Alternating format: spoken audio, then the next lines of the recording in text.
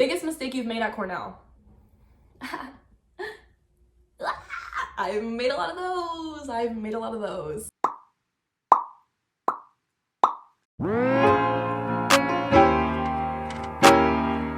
Hello my loves, welcome or welcome back to my channel. If you're new here, my name is Mia Sanchez, Mia K Sanchez, and I used to make YouTube videos. Hello.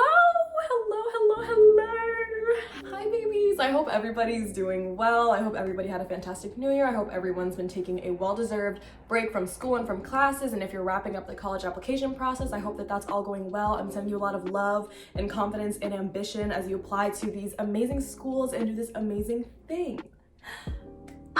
So it's been a minute. It's been like a very long time. So over the past year, I've actually done a few like Q&A thingies on Instagram. You know when you're like, oh, ask me a question, and then I get questions. I did a few of those thinking that I was gonna make videos from those. I never made videos. So I'm taking all of those and I'm answering questions for y'all today. Here, I have a lot of major updates in my life. I'm graduating from Cornell University at the end of this semester, so in May, I can hopefully be a college graduate. I signed an offer to work somewhere full-time. I went through the full-time recruiting process. I finished my presidency for a student organization on Cornell's campus. I've done a lot of stuff. I've also just I've done a lot of growing and healing and enjoying and living. And I think that those parts were just as important as whatever things I was doing professionally or even academically. So I'm here to fill you all in. So with that being said, let me get into it. First question is, how are you? I'm doing really well. I'm doing very well. I've taken a lot of time for myself. I took 2021 to just allow myself to exist, because 2020, 2019, 2018, that's when I was starting college, and I think I felt a lot of pressure to live up to certain standards or expectations, or just to be this specific type of person, and it really hurt me in a lot of ways. So I just told myself that in 2021 I wasn't gonna put pressure on myself to try and please everyone, because I've definitely been a people pleaser. 2021 was the first year that I learned to say the word no. I developed beautiful friendships, and I have a healthy relationship with work now, and I can say that I love myself genuinely, which is not something that I've ever really felt before. I know that probably sounds insane, but I really didn't I didn't love myself, and I didn't respect myself, and I did not want to take care of myself. So I spent 2021 focusing on those things and nourishing myself, and I'm so happy now, and I'm really looking forward to the future, because now I feel like I can try and balance being someone who takes care of herself with also being someone who wants to work hard and has big dreams and wants to hopefully inspire other young Black and brown girls to pursue careers in technology. You can do whatever you want to do. Okay, next question is, why haven't you posted on YouTube in so long? There's a lot of reasons why I have not posted a video in so long, or why I haven't been consistent, and I think a lot of these can sound like excuses, which is fine. I've just been really sitting with what the heck happened, and honestly, it's a few things. So number one, January 2021, that was the beginning of my first semester as co-president of a student organization on Cornell's campus, underrepresented minorities in computing. I was co-president with my amazing, beautiful friend, Natalie. So her and I were leading this organization. The e-board, or the students that work on this org, it's 30 people. So we were basically managing 25 to 30 people for the entire year. And then the actual organization has 300 plus members in it. So that was a lot. And I just didn't feel like I could do that well, and also do school well, and also take care of myself, and also do YouTube well. It was kind of this unspoken thing I had with myself, where I never said, hey, I'm probably gonna be stepping back from YouTube, but in my head I was I can't try and do everything perfectly, because that's simply not gonna work out. It's my responsibility as a co-president to dedicate the time that I had to them and to this organization, and to just doing that amazing, beautiful work, which is similar to the work that I'm doing on my YouTube channel. That was one of the main reasons, honestly. But there were others. I started like feeling like my videos weren't good or weren't good enough, and so I just like started second guessing everything that I made. I actually have like a few videos that I have fully edited that were ready to post, but I was like, no, like you can't post it, it's not good enough. There was a lot of that, like a lot of self-doubt specifically around YouTube, because I'm not necessarily like a visual creative arts person, so when I'm seeing all these like aesthetic videos that I really enjoy, I'm like, damn, I want my things to look like that, but they can't look like that because I do this all by myself.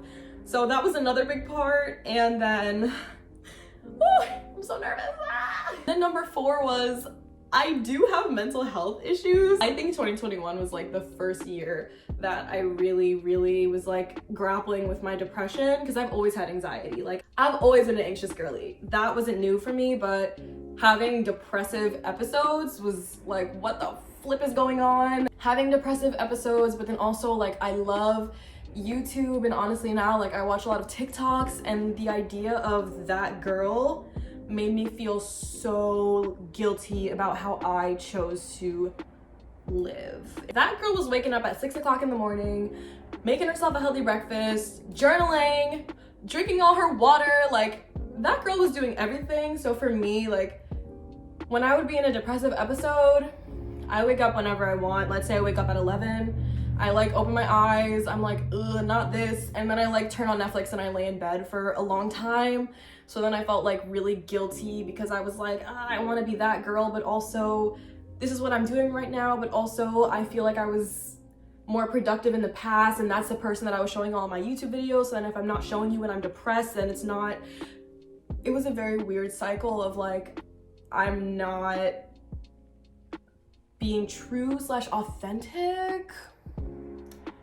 That's what it felt like. It was weird. I really just needed to take time to like really figure out what I want to advocate for. I can now say that I am someone who has mental health issues. I struggle with depression and anxiety, and those aren't things that limit me in any way. I think this is an opportunity for me to tell my story and to remind you guys that you can still live very beautiful lives even if you have whatever issues, and I want to now bring that stuff more into my content because it is a reality for me. It is something that's part of my life. So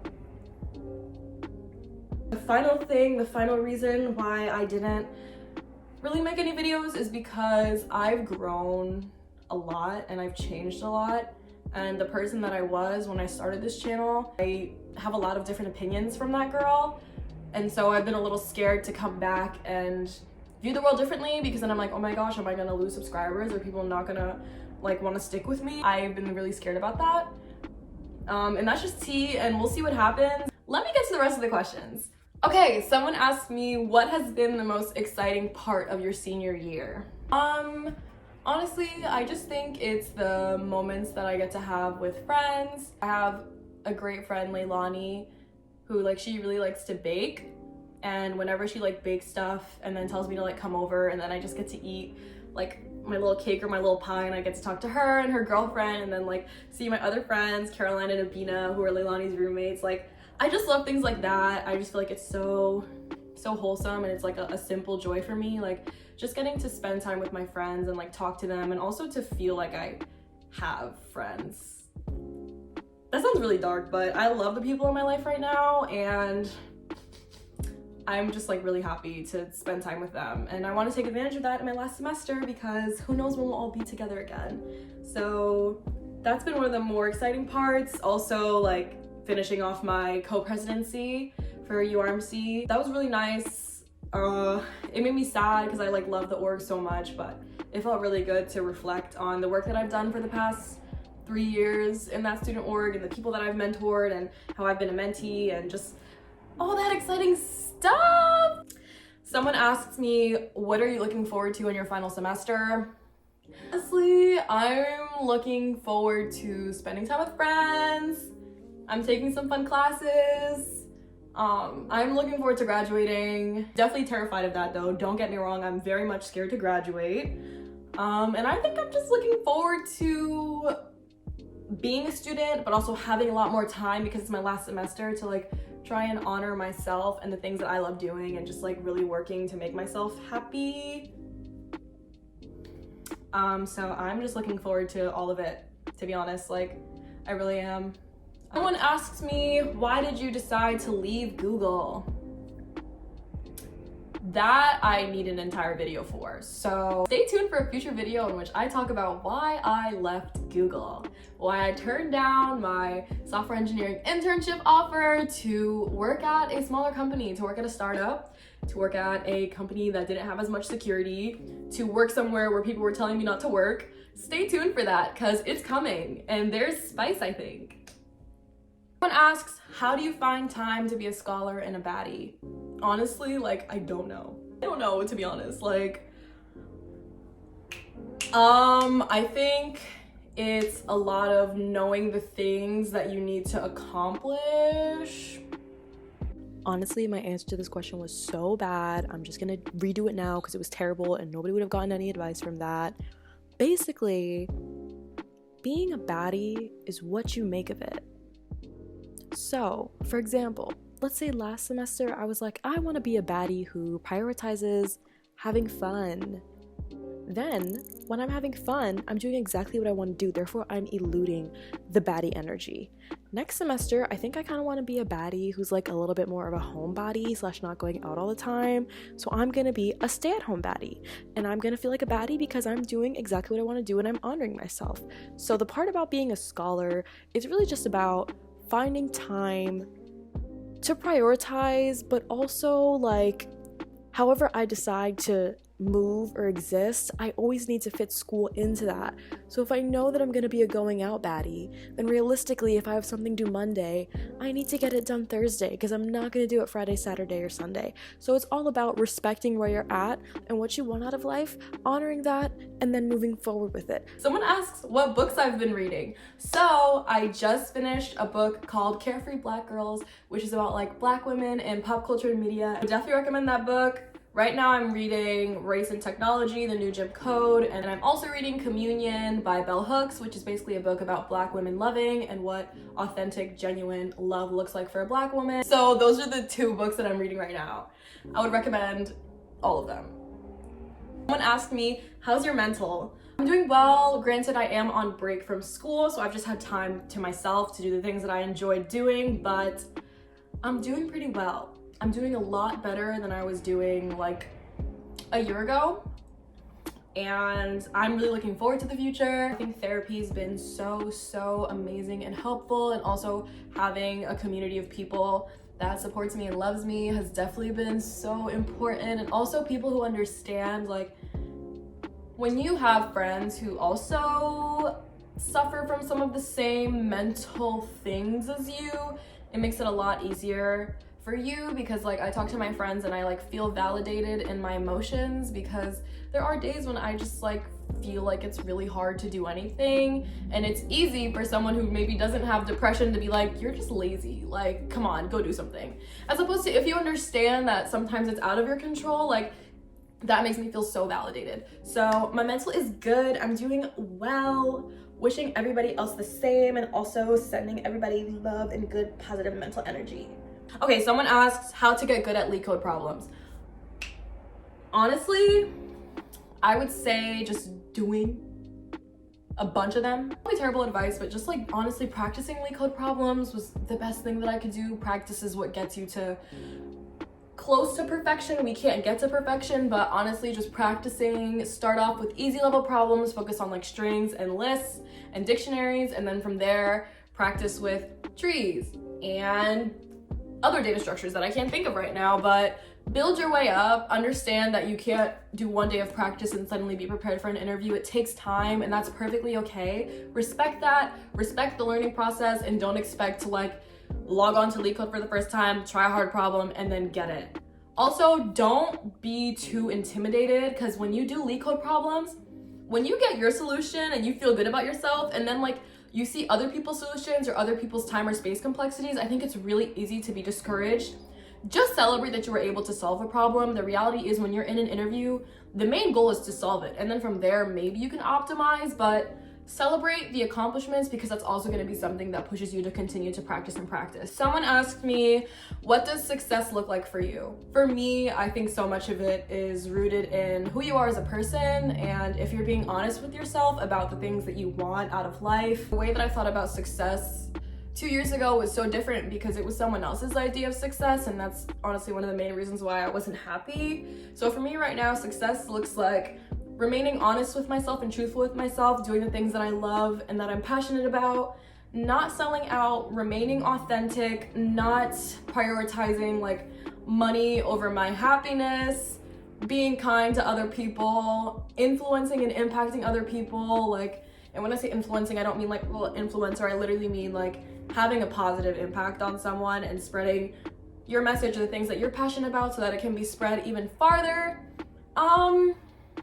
Yeah, and also like success looks different for everyone because we all come from different places. There's this idea of what success should be and what success should look like, especially for me as a Black woman, and I just don't adhere to that anymore. I am honoring myself and the things that I love, what I'm passionate about. I am not prioritizing money or status over my happiness and my joy. So that's what success looks like for me, and it's why I've been so happy. So yay to success. So just honestly be honest with yourself about the things that you want out of life, because it doesn't need to be what everybody's telling you. It does not at all, and it honestly shouldn't be. How do you avoid comparing yourself to others? I don't really find myself like comparing myself to like, let's say people at Cornell, let's say, like just, okay, people that I interact with on a daily basis or that I see or that I am aware of their existence. I don't really find myself comparing myself to other people, and I think that's just because I had to take a lot of time with myself to like learn how to love myself, because 2 years ago I was for sure comparing myself to other people, always looking at the things that I didn't have and like wanting to have this person's trait or that person's trait or this person's thing. Like I always looked at myself as like half empty instead of half full. So once I really just started to focus on the things that I love about myself and what I bring to the table. And I also think that if you like flip the narrative where when you're looking at someone and let's say you're comparing yourself to that person, instead of viewing the things that they have as things that you don't have, view them as things that you can achieve and that you can get to. Allow yourself to take inspiration from people that you want to be like and things like that. I think it's really easy to see what you're lacking and think you'll never be able to have more than that. But if you like take the time to really like look at all of your strengths, I think that leads to you believing in yourself, and you no longer look at people as like competition or people that you need to be more like. You're just like allowing yourself to grow more. I just kind of remind myself like, girl, these are the things you love about yourself. You wouldn't want to be anybody else, so why would you compare yourself to people? So you're amazing, you're beautiful, you have your own story and your own light and love and passion, so appreciate those things because they are rare. I want to ask, biggest mistake you've made at Cornell? I've made a lot of those. I've done a few things wrong. I've for sure done a few things wrong. There's two things that come to mind. Number one is feeling like I needed grades or internships or like awards to be valid/validated. I felt like I needed A's to be worthy. I felt like I needed an internship at Google to be worthy. Things like that, I think it like really damaged me. But again, I like had to go through that to get to where I am right now. But it was not cute. And then I think the second thing is like kind of related. I really felt like I had to help other people in order to be valid or to even get friendship or any type of companionship. So I was really big on like helping other people out, but to the point where I was giving to everybody else but not to myself, because I thought that was the only way that like people would actually like me or want to be friends with me. So I gave a lot of myself to other people, and I really do regret it. I did that and now I know not to do it again, so it is a lesson that I had to learn. I would help people with their homework, I would like teach people, and these are all things that I love doing, which is also why it was like kind of a gray area, because I love to help and I love to teach people, but at the same time I cannot have people taking advantage of me, or I cannot allow myself to be taken advantage of. I think another big thing is that people don't necessarily know that they're taking advantage of you, or they're not like coming from a mean place. But if you don't set those boundaries for yourself, people will continue to take and take and take and take from you. And I think I allowed that to happen for so long that I was so burnt out and so drained by the time I got to junior year that it's taken me so long just to like replenish myself. Someone asked what my proudest achievement at Cornell is. I don't have like one big thing. I think the work that I've done with my student organization has been really amazing. I advocated for an Office of Diversity, Equity, and Inclusion, and I was like one of the first people to advocate for it when I was a sophomore, and it's built now. That was amazing. Just being co-president and getting to mentor people. It's like the work that I've been able to do so that the people younger than me can have better experiences and feel more supported. I think that's been like my proudest achievement. And then also like just existing as a Black woman, as a Dominican woman in this major. Are you kidding me? Like just that in itself is such a big feat, which nobody talks about. Like I'm here and I'm gonna get my degree, and that's a big ass deal. Forget if I've done anything else, just that alone is so worthy of celebration. So yeah. Okay, final question is, how are you confident? Confidence is not easy to have. In my life, at least. The default for me was never to be confident. I was always really insecure, so it took time. It takes a lot of time, a lot of work to like truly and honestly understand why I love myself, or why I am deserving of love, or why I should be loving myself. So just a lot of like work and respecting that depending on the situation that you grew up in, you never had a reason to be confident. I also read this really good book, The Confidence Code. I'll hopefully have a picture of it right here. I read that summer 2020, I think, and that book really just like put a lot into perspective for me. They did studies about confidence in genetics and how some people are like naturally born confident, or they have this confident gene. So I think it kind of just helped me to understand that some people are just naturally confident, and that's amazing for them. And sometimes you need to build on your confidence and you're not naturally confident, but that's okay, because you can put in that work and you can get to that point. So now I am very much confident, but basically love yourself. That's the number one thing. And also being around people who make you feel confident and amazing, because my friends, they've definitely helped me to love myself. They helped me to see my beauty when I fail to see it. It was really nice to have that, and then to be able to do the same thing for them. So shout out my friends, I love you guys, and thank you for always making me feel special.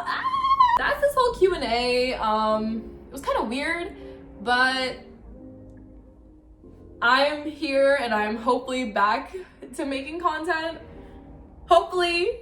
I'm like really, why am I screaming? I'm like really serious that I like want to do this now. That's it. That was my video. Thank you for staying to the end if you like are here, because I was really just blabbering. I feel like I said this at the end of my last video, but thank you for your patience, as I've been like a little mush, not really doing much. But I'm here and I feel like I'm back. I do. I feel so good about everything, and this is something that I want to do, and because I want to do it, I'm gonna do it.